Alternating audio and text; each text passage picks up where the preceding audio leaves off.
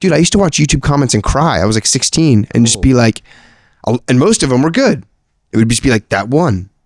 And it would crush me. And my dad told me, my dad was like, David, if you live by people's compliments, you'll die by their criticism. Welcome to Guys That Listen. I'm Peter, and today we got special guest David on the pod. Yes. Thank you. This is like a tiny desk. It is like a tiny desk. The viewers don't realize that there's like 20 people right here watching. In the background. Live. We actually have a little audience right here. Can you introduce yourself to the audience? Sure. Hey, guys. I'll introduce to you via the audience. Yes, sir. My name is David Shreibman, and most of my life has called me Kid David. Because dancers are weird and have nicknames. They do. Yeah. You said you used to live here for like 10 years, right? Yeah. I mean, I moved to LA in 2007, I think. So I spent some time in West Hollywood. And I quickly realized I need to be near the beach. Oh. So I moved to Venice, I guess, in like 2013. And I was here for about, almost 10 years. And then went to Europe, and now I'm back. Did you move here for dance? Indeed. Like I was in the Bay Area, basically. I was just like, a b-boy, and I was kind of anti everything else. I was like, oh, I'm a b-boy. I battle. I would judge. I would teach workshops, but a lot of my friends were doing movies and stuff, and I was like, okay, like what's up with that? And eventually, I basically needed to make more money as a dancer, and I acted as a kid. I was like kind of like a little theater kid, and my parents actually kind of like, I probably would have ended up in LA earlier, but my parents were very anti, like I think industry, which is probably a good thing. It's probably why I'm alive right now. True. Imagine getting into it when you're a kid. Yeah, I mean, we all know how that story goes. So yeah, like I did come here. I moved here when I was 18. Still a kid. Now I'm 63. Damn, LA ages you. If you guys didn't know, it's the pollution there. Yeah. But damn, so you moved here for dance. You want to make money. I feel like that's a very common b-boy story. All the b-boys I met, they're like, yeah, it's fun. I love it, right? It's my art. It's my craft. But what do I do if I get a family or I want to buy a house? Yeah, it's the plight of an artist is the whole like, do I turn this into a career? Do I turn this passion into a career? The difficulties surrounding turning your passion into a career, and it is complicated. Like it changes your relationship to your craft and to your art. And I have myself and a lot of my friends and fellow artists watching can relate to that. Like once you turn this into your career, it's very difficult. It's not lucrative. Being an artist usually isn't lucrative for like everyone except 1%. You know what I mean? Yeah. It's the 1% of the actors. It's 1% of the painters. It's 1% of the dancers as well. And I was luckily part of that 1% of the dancers, I feel, as far as my success and ability to generate money being a dancer. Did you always feel like you were part of the 1%? Or was there like a battle, like an uphill battle to where you're at now? To be honest, it happened pretty naturally. Like I actually, when I was a young kid, I wanted to be a professional soccer player or football for our European audience. But yeah, like I never really was like, I'm going to be a professional dancer. Like, and even when I say it now and realize it, it's like hilarious to me. I'm like, I'll walk into a dance event and just be like, dancing is so funny. Like it's funny that this has become my life. Yeah. And it's not even just dance has become your life, like specifically breaking, street dance. And that is its own world right there. Yeah, man. And I never really expected it or thought that this would be the thing I do. But yeah, like I come from artists. Both my parents were artists, and nice. I think my life kind of lended itself that I would end up doing something art adjacent. So yeah, here I am now. Yeah, just broke in Venice. Just kidding. 10 years later. No. I'm doing fine. So you moved here when you were 18. I'm assuming you had to have a whole new group of friends. Wait, so where did you live prior to that? I'm from the Bay Area. Oh, from the Bay. So you moved to LA. So you stayed in Cali, basically. Yeah. I'm definitely like a Cali boy. I'm actually from the East Coast. Like I was born in Chicago. My whole family is like from Philly. But yeah, I'm definitely like born and raised California. And yeah, like, when I moved here, it was actually like a lot of my like fellow people from the scene. Like, you know, guys like Luigi had just moved here, my buddy Luigi, and other dancers that were doing the movie stuff. And it happened so quickly, man. Like I came here and just started working. Oh, really? I was just like, I call it luck, or it was timing also. Like that was like this era of dance movies, and you know, dance in the industry and in the commercial world, it always ebbs and flows. Like there'll be like waves of its popularity and use, and this was just like a huge wave. And I think it was good timing, and yeah, I started working really quickly, and luckily. Did you ever get sucked up in the LA scene? Talking about ebbs and flows, you know? You know, yeah, I think I've always been pretty like grounded, I guess, and wary of that. So I would say like not really. Like I never got to a point where I lost myself or was like, you know, like I've definitely partied. Like for sure I partied. So as far as getting in the LA scene,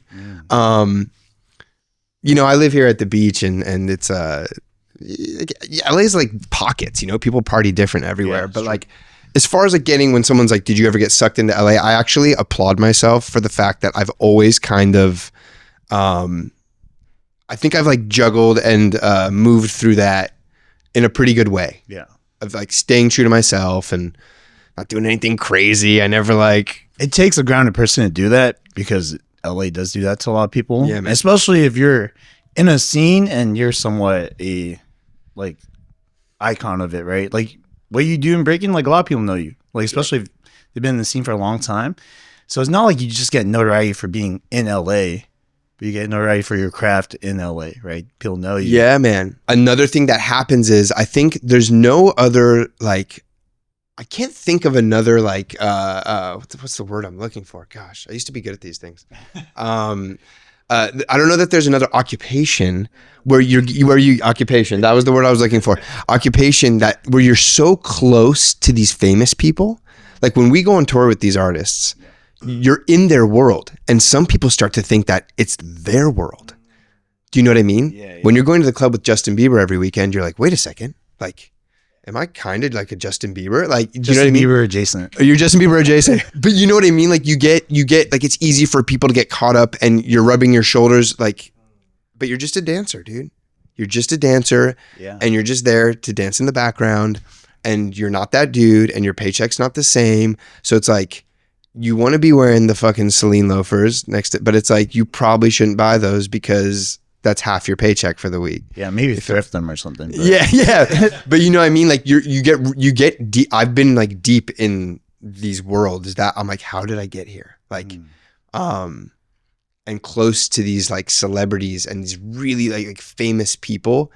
And the only thing I can say is it's terrifying. Can you explain what you mean by that? Every time I've been like close to these people, and I've developed relationships with a lot of these artists that I've worked for, where work goes outside of the work, and it's just it's sad how these people are robbed of you know, a life. Like being famous is a curse. Like these people cannot go anywhere, they cannot do anything, they cannot say anything, and all they really want is to be normal, and they just can't.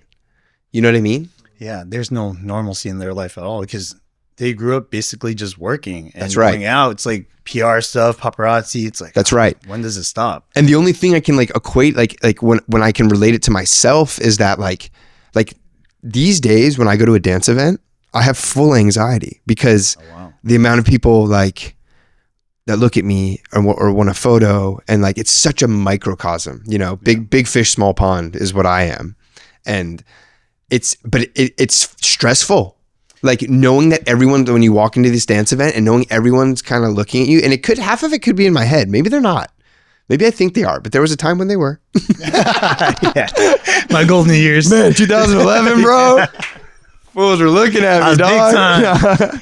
But like, yeah, man, like it's I can just imagine that in the real life. Yeah. And this feeling of always being watched and under a microscope, and it's terrible. And I've talked to these people about this stuff, like, you know, and all they want, they would trade anything to be able to just like have some mediocre podcast. No, I'm just kidding. Yo, come on now. Yo, we're not on Zoom, bro. Can you chill? This is a real production. You're right. So yeah, man, it's weird and it's easy. I've seen it. I've seen so many people get sucked into the oblivion and really change. So I'm going to ask you, because you mentioned mental health a little bit, anxiety and things like that. As far as the perspective from being someone adjacent to these celebrities, but you kind of have it on your own a little bit. You mentioned going to jams. You'll feel like that when you're at your peak, you know? I mean, sorry, prime.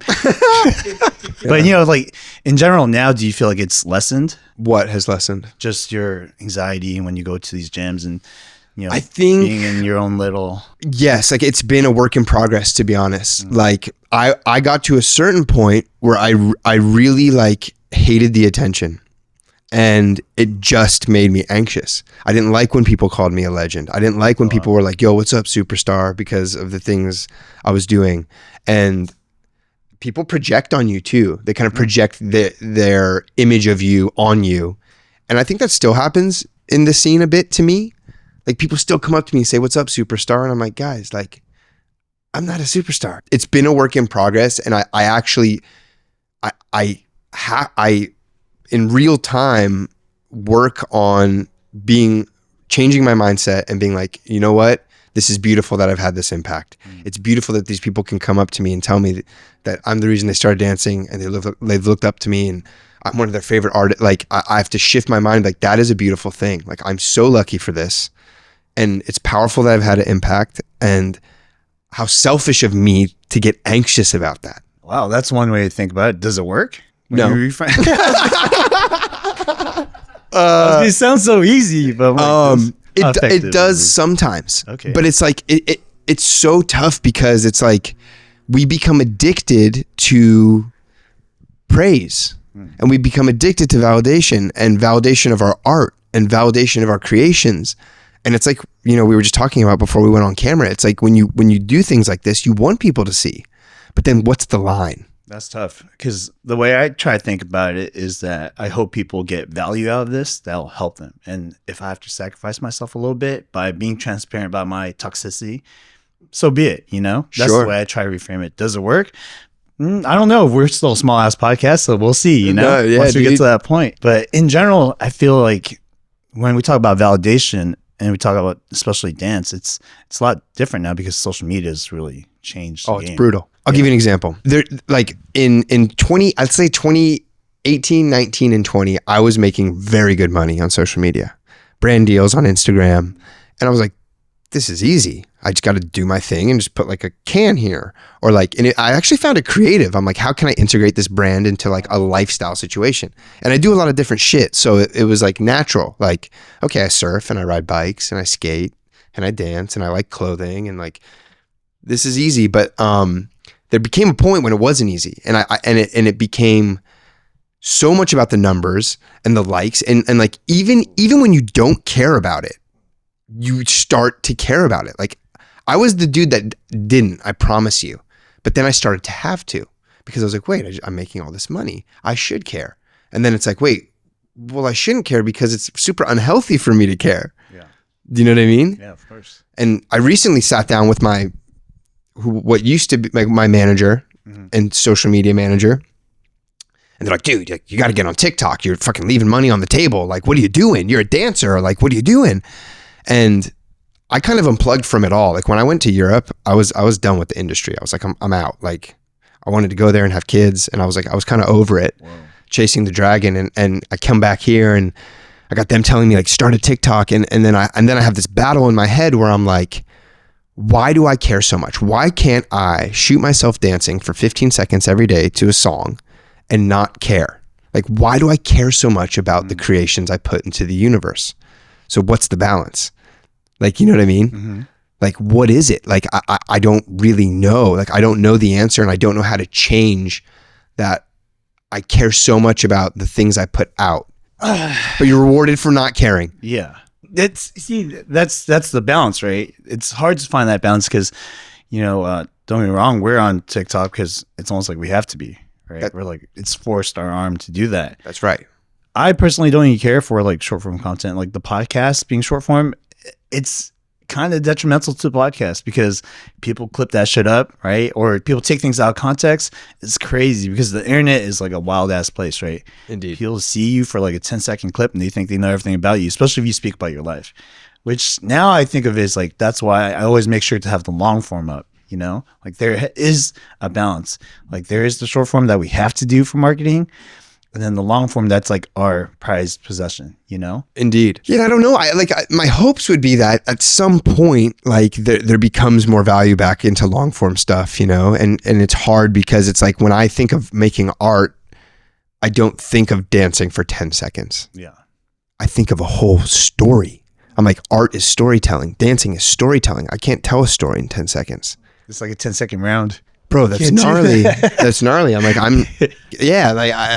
so it's just hard, I guess, in that sense. Like, I really struggle with it. I really struggle with how did I get to this place where I care so much about what's on my Instagram, bro, or what's on my TikTok, or it's so weird because I know in my heart when I was or like most successful is when I don't care. Yeah. Or when anyone doesn't care. Because someone being themselves is magnetizing. It's authentic. I mean, that's really what it is, right? And this is just my theory. I think that it's going to go back to that. I think it's like the cycle, right? It's like the cycle to where you have this inauthentic like social media rampage that everyone's going on right now. They're just trying to grab your attention. The way they edit is like that. There's no real story being told. They just want to keep you on the screen a little bit longer. And then people are going to get burnt out, right? The dopamine hits are going to wear off. It's not going to hit as much. They're going to chase the dragon and then they're going to go back to authenticity, right? Like the real side of things. But I think if that's going to be what happens, then you have to have projects that are waiting for that moment. You know, you have the long form, this passion project that you've been working on. This is what tells your true story. Sure. Right. And have that prepared for when people come around to it. Yeah, absolutely. The whole thing it's so exhausting. And then it really makes me just want to be like, fuck it all. I'm going to delete this shit tomorrow morning. I'm going to go surf all day.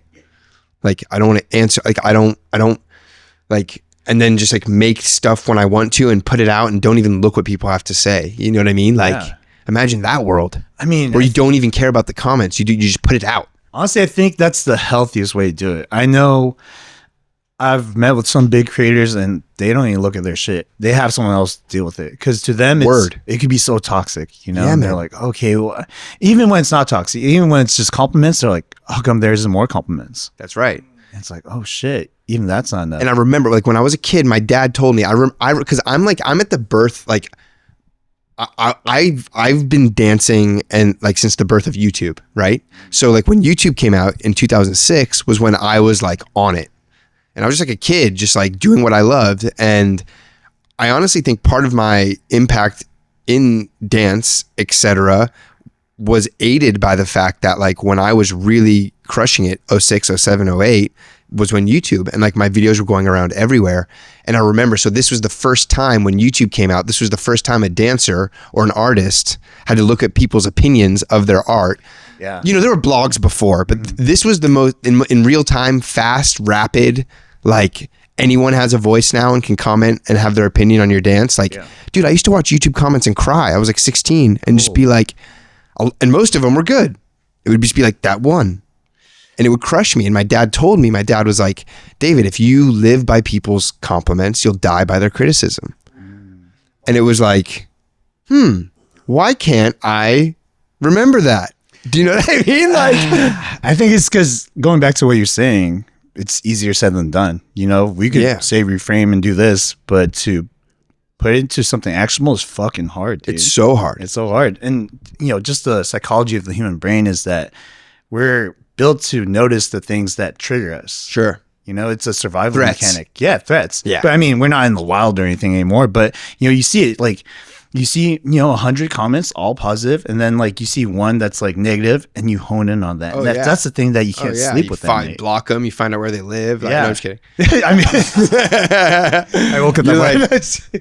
Yeah, man. And it just sucks. Like the whole thing, it really is, without overusing the word, it is so toxic. And especially like in my heart as like an artist, I know how detrimental the whole infrastructure is to real art and the purpose of real art. So, as an artist, right? Like a lot of what artists do, they create through feeling, emotion, and storytelling. Being that there's a lot of negative emotions that come with this, do you ever feel compelled to make a piece that has to do with the way social media affects people? Yeah, like I think about that type of stuff all the time, right? Like, okay, how do I channel this feeling into a piece of art about this feeling that people can relate to, because everyone hates this feeling. Yeah. And then I usually have ADD and I'm like, yeah, I'm going to do something else. But yeah, man, like I think those things are important. I think they've been done probably. Yeah. But also like I need to get over that. Like I tend to think if something's kind of already been done, I'm like, oh, I'm not going to do it. You know what though? That's funny that you said that, because I just saw a clip of you today and you talked about breaking and how breaking is not, I forgot the exact quote. It's not what you do, but it's how you do it. Indeed. Right. And I think very similarly, this story, like, yeah, maybe the story has been kind of already done, but again, it's how you do it. It's how you do it. Right? Yeah. If I could take my own advice, I'd be a millionaire. Like this goes half back the to stuff I say is gold. But I don't live it. No, I'm kidding. But indeed, but I'm cognizant of that. Like I'm aware that I do that. I'm aware, like I'm, especially at my age now, whatever, like I'm so aware of all the things in my way, and it's me. Like I am 90% of the time in my own way. And it's a work in progress, dude. Like it's super frustrating. So, we're talking about this now and how you feel about that. Moving back to Venice. I know you moved to Europe for a little bit, and you said you really didn't care when you were in Europe. What was the change? When I went to Europe, like what? Just the mindset, like in Europe, you're like, I don't really care. But coming back, I got to listen to all these fucking people saying that I got to do this, do that. Did you not have a manager when you're out there? You weren't creating as much? Well, basically, like I told everyone I'm gone. And I'm like, send me the good gigs. Like, send me the good auditions. And if it's worth it, I'll do it. And if I book it, and if it's worth it, I'll fly back. So I was working from Europe, and I would fly back here for like a thing, a commercial, a film. But I definitely was trying to move on. I was trying to walk out of a door of the machine. When I say the machine, I mean the industry. Yeah. Because like I know how it ends. Should I try Adderall? No, I'm kidding. You trying to focus in on this? Oh my goodness. Hey, you know what? Okay, I don't want to speak on Adderall because I don't really know too much about it, and I'm not fucking in any way encouraging this, but I have tried other substances where I do understand that it kind of helps, and this should be clinically taken. So we're not health professionals. Yeah, we're not health professionals. I'm just saying it's might be an option for people to look into, right? Because what, Adderall has an option? No, ketamine or mushroom psychedelics and stuff like that. Yeah, because there's also another thing to mental health that comes from the physical, meaning what you put your body through, right? So people could be eating poorly or not sleeping enough, and those things actually cultivate a negative mindset too. And it's weird to think about things like that, like your body could affect how you think, but it has a lot to do with that's body, soul, and mind, right? Yeah, bro. Gut health. Yeah, dude. I just saw a fucking you saw it on Netflix. Yeah, bro. I had to turn it off. I was like, I don't want to hear it. This is insane. Another thing I got worried about. I did have a gut experience though. I did this gut reset. It was 7 days. I drank bone broth for 4 days, and I was resetting my whole thing. And because anyway, I was shocked at how emotional it was. It was so emotional. I was so emotional. What happened? Just I remember eating a cookie on the 7th day, after the whole thing, and just crying. I was eating this cookie crying. I was because sugar is crazy, bro. Sugar is nuts. I was sugar is I never thought about a cookie like that before. Yeah, I've never had a good cookie before. Bro, it's fucking cookies are so gnarly, and we just take it for granted. No, but it Yeah, it was profound. And the clarity, like on that fourth day after like 3 days of just bone broth, like the clarity, like you go through this fog stage and then I was like so clear and had so much energy. Like it was unreal. And the withdrawals from quitting caffeine were the heaviest. Oh, really? Yeah. What happened? It was just insane. Like I it's such a drug. All I could think about was coffee. Like I'd walk by a shop and smell it. I was like a fiend. Like what the it's like out of all the things, like because you basically you're doing no sugar, no carbs, no caffeine. Out of everything though, the caffeine, I was like, holy shit, that's what I missed the most. I can see that because you're eliminating things from your life, bro. right? And then you could kind of now really put it under like a magnifying glass and tell you like, I have a problem with this. Yeah. And it does kind of rewire your brain because I did a 7-day water fast, so just strictly water. And 7 days. Yeah, Water? It was a week. Yeah, just straight up water, nothing else. Yeah, it was pretty insane. And I made it worse on myself because I was like, yo, I'm gonna torture myself, right? So I'm gonna go out and hang out with my friends while they eat. And be normal. Yeah, and just like watch them eat and shit like that. Like I love going out, right? I love going to the bars and chilling with my buddies. I'll go out and watch them drink and not like fucking take a sip. And what do they call it? It's like exposure therapy. Yeah, I guess so. Yeah. It didn't help, but yeah. I think in my mind though, what changed was like one, my relationship with food, because I was thinking like, oh shit, like I actually don't really have to eat all the fucking time. Yeah, I really don't. Like why eat things when it doesn't really contribute to your life? There are times where I'm just like eating out of boredom. Yeah, totally. But it's weird how much that affects you. It's like whether it's like your energy levels or just like feeling like a form of like escaping. 100%. That's one thing that really changed my mind was I want to really sit with myself, and it's not because I come from like a Buddhist background, but I think suffering is necessary. Going through those times and allowing yourself to feel it, because I think more so now than ever we could sedate ourselves. Yeah, we're always comfortable, right? Yeah, we could use anything. We turn on our fucking AC. We could fucking go take a hot shower if we want to. But I've realized, and this is something I've heard about before, it's like leaning into that, like the pain and suffering allows a lot more than trying to stray away from it. It's weird because it gives you this appreciation from the other side, And yeah, man. People say all the time they come out of a very dark space, they come out with brighter eyes, And for me, like being able to do that, like it made me realize how much I appreciate things. I became more thankful, grateful, just purely because, damn, I actually get to, like the first thing I had was vegetable broth. Yeah, because you got to ease in. Yeah, exactly. And I was like, this is it wasn't good. A cookie? No, it wasn't a cookie. Dude. If it was, it would be sugar-free though. But yeah? Yeah, you got to ease in. You don't eat sugar right now? I'm not really a sweets type of guy. Like how does that happen? Is that genetic? Like the sweets thing? Yeah. Like what does that even mean? I think if you do it when you're younger, it definitely alters your That's what it is. DNA, to where you're like addicted to, right? Because sweet tooth people, fuck, they're like addicts. Oh yeah. Yeah. That sugar kind of looks like something else sometimes. Yeah, you know what I mean? I'm just like, whoa. So to me, like I grew up eating savory foods, right? Because my parents came here from Vietnam. Vietnamese people are predominantly vegetarian.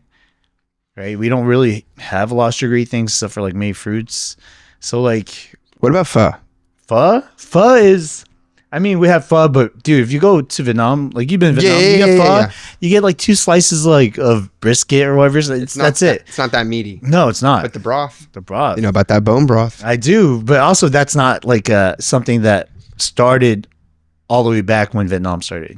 That's something that we picked up as like a means of survival, right? Like when the French came over, we were like, okay, oh shit, beef. Pho's the ultimate. It is. Did you always want kids? Yeah, dude. You wanted a bunch of kid Davids running around. No, I don't wish that upon anyone. These little 5 packed out sugar fiend kids, like like, look at me. I'm like, I don't know. I think it comes from a place of like selflessness. Like I've always fancied the idea that is the ultimate form of selflessness. Like I'm sick of thinking about myself and talking about myself and thinking what I should do and this and that. Like, I'm like, I can just worry about that creature. And then I come second. Like I like the idea of being second to something. Because I'm sick of myself. That's not healthy. That's not a healthy reason to have a kid. Yeah. I'm not like a professional, but I would say no. Oh man, no, I don't know. And to be honest, like I don't know. I'd like to think I'd be a good dad. Like I want to share my life. See, I want girls. You want girls? Yeah, you want to be a girl. That's dad. mom issue stuff, probably. Oh, okay. No, I don't know. I'm starting to see a pattern here. But I always like when I see a dad and their daughter crossing the street, like I die. I mean, I could see it. I can understand it. And, very similar to you, I think I would be a great dad if that ever happened, right? Like, knock on wood. But Yeah. to me, I put the energy elsewhere. I mean, I same reason why I do this podcast and everything else. Like, a lot of things I do is like for the youth, right? And while I might not have kids, I think that I can create impact on a kid's life. Absolutely, man. Yeah. Absolutely. I have a half brother. He's like 18. I treat him like my kid. Close enough. One that I can return. Yeah, It's, man. Nice. I was at my buddy's house the other night, and like this is the other thing about our age, right? We're similar ages. Like all my friends are married with kids. Like a lot of my best friends are married with kids. And like, I'm crazy Uncle Dave. Dude, that's me right now. Bro. And like my buddy's wife the other night was like, maybe you'll just be crazy Uncle Dave forever. And I was like, Oh, shit. I came home and cried and that spun me out. That fucking spun me out. Crazy Uncle Dave forever. Like, it's not a good look. I just think there's something about guys like our age, single, like, I don't know. Is it like borderline a bad look? Dude, I think no, right? I think in general, that's what society wants us to think. Sure. It's always been the case, right? Why are you single? You got fucking issues? No, maybe I just like being by myself, and the whole thing with being around people who have kids, right? Because we are at that age, because that's, I have like a dinner tomorrow with my friends who, one of my friends thinks it's like my friend's gonna ask me to be the godfather. I'm like, God, please don't. But No, being godfather's chill, dude. I get It's it. chill. Right? It's chill, but at the same time, I hate the idea of I gotta take responsibility for another human being that I did not create. Ooh. Right. So Okay. So while it can be fun, but I can't imagine being because I also imagine I would be a very liked uncle. Right? A liked uncle. Yeah, like they would call me if the shit hits the fan. They won't even call So their you're parents. down to be just uncle. Yeah, like that's fine. I just don't want it to be my responsibility. I get that. What I mean, I do enjoy getting to go home and be like, yeah. I have a younger brother, the 18-year-old. He tells me his problems, and some of it is very heavy. Where I'm like, fuck. Like he told me, oh, don't tell mom and dad. Don't tell the other brother. Don't tell my sister. Like I just want to tell you, dude, you're the guy. You're the guy. Yeah. Unfortunately. Yeah. Like I must have done something right somewhere in Be this like, have you heard of Google? Just whatever you're gonna ask me, type it into Google. You ever heard of ChatGPT? Yeah, ChatGPT. Yeah. It'll tell you everything. But it's meaningful to him, so I try to look at it like that, right? I try to reframe it in a way where it's like, okay, well, that just means that I have some kind of value to this like little human being. Sure. But again, maybe I also think that I'm learning how to be very like selfish. Learning how to be selfish. Learning to. Yeah, I want that. Yeah, I want that, and I think because I talked about it where it's like in the context of things, it might not be a bad thing, right? Because if you've been selfless, you've been pouring your cup into other people's cups like your whole fucking life. Yeah, man. Like you need to take something back, right? Yeah. You gain some like stability. I saw like a Jim Rohn quote where he was saying like, it used to be like, oh, tell me how I can help you, right? And then he changed the quote to like, let me help you help me. I think that was a quote. That might be a little bit off, but basically he was saying like, if I put time into it, like myself, and you allow that, I could be like 10 times a better version, right? I could be more charismatic. I could be smart. I could do all these things. And who wouldn't want that type of friend? What can that friend do for you? I like that. The case, So I'm trying to think about things like that because before I would just bleed myself dry to where I'm like, fuck, dude, like I'm not the kind of person who could be there for you now. I felt like I was depleted. Yeah. In certain relationships, the last one I was in, I felt like I was not the person who could help her like get out of the funk that she was in, and of course it's not my responsibility. Like as a boyfriend though, you feel a certain amount of responsibility, right? If they can't get that for themselves, like allow themselves to like Sure. grow, there's nothing you could do. Okay, so you say like you're not You haven't even been interested in talking to women. You haven't. No. You haven't even pursued anything like that. No, What happens if one like falls in your lap? Like, what if I'd be like, where the fuck did you come from? no, like if a woman approaches you, like, I mean, I've had that. and you say no, Yeah. you're like, sorry. There's times where I like humored it because I was like, oh, this is kind of like nice ego boost, but it's never gone past that. Very nice. Yeah. Like to me, I'm like, okay, that's cool. That's like, my kryptonite. Oh, really? Like, even if I'm not pursuing, like, if it's just like that's be bad, and like, Yeah, it's like that. that's what love is to me. I want to ask you, what makes Kid David? What makes David the unique person that you are today? You know, I think like we're very much so we're products of our environment, you know, and for whatever reason, I was given this like skill set or something in my personality that allows me to connect with people, and not like it's some, I think one of the things, that makes me unique is just like, it's not like like I've had like a friend be like, dude, you're like a social savant. Like my buddy who runs this really big brand. He's like, dude, cause like as I go through this stage in my life where I'm like, what else can I do? Like, where would I be useful?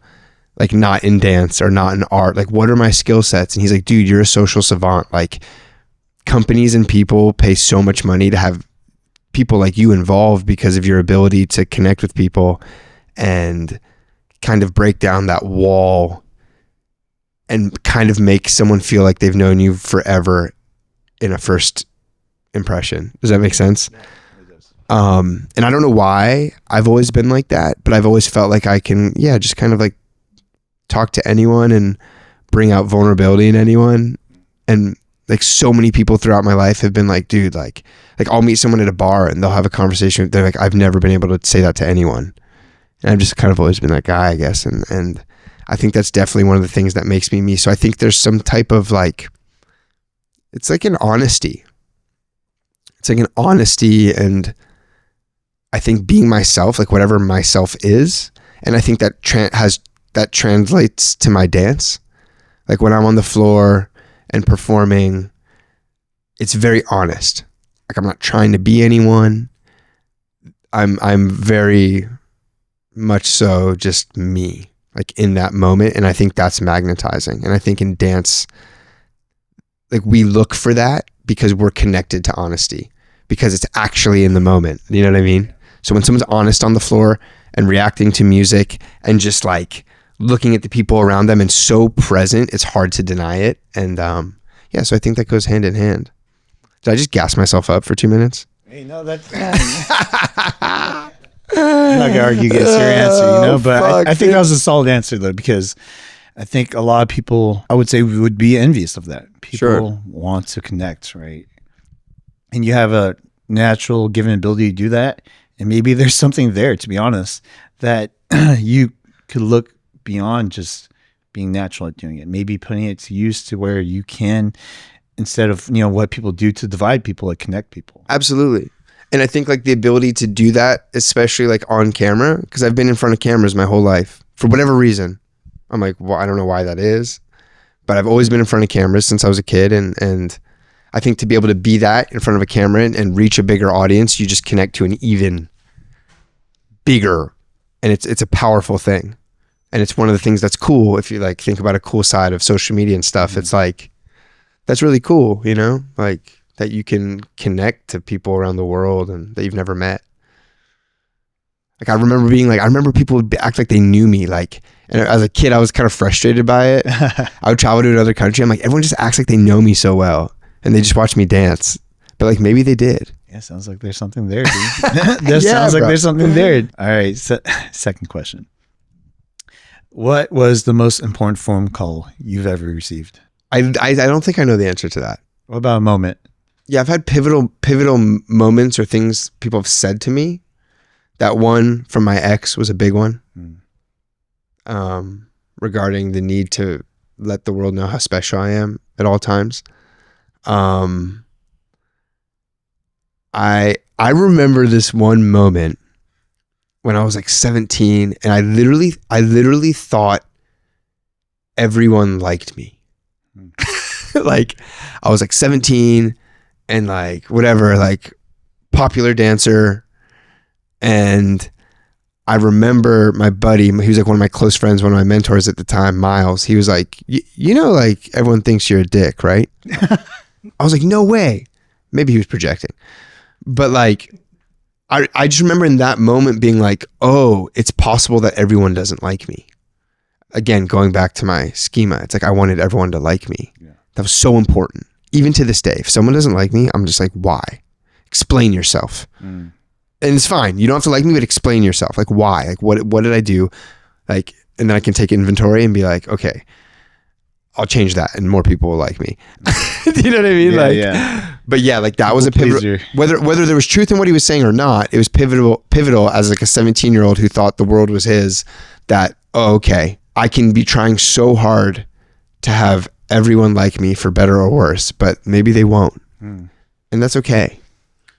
And it was painful. I remember it being painful, like sitting with that thought for like a week and like, what the fuck? Like, damn, I wonder what that is. And just like, you know, that idea that you can't please everyone. And not everyone's got like you. Mm-hmm. Not everyone's, you could be their cup of tea or your cup of tea. Yep. So. Yep.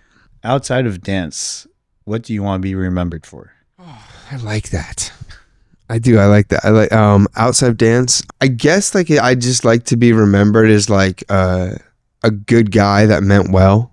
Do you know what I mean? Like, regardless of how I guess I've come across to people, or, you know, I have a way with words, and I think that can be taken in different ways. So I guess I would want to be remembered as someone at the end of the day who like I'm a lover. Like I love people. Like I truly love people, and I love no matter whatever your gender or your race or whatever. Like I would love to be remembered as someone, I guess, that like loves deeply and just like a passionate human that meant well. Yeah. Damn, the tiny desk clap. Yeah. I just want to say thank you, David, for housing the homeless people in Venice Beach. Yes. Appreciate you opening up, man. Like, man, this was a great show, and I'm glad to learn about your life and things that you go through. And man, I just appreciate you opening up. Likewise. Thank you. Can you let the audience know where they could find you? Yeah, just at Kid David on all social media platforms. We love social media so much. Yes. And yeah, maybe, I don't know, find me in the ocean or something, somewhere else. All right, I want to say thank you to the audience for watching all the way through. Make sure you like, subscribe, please, because you guys haven't been, and comment below what you guys want us to talk about next time. And remember, live fast and eat ass.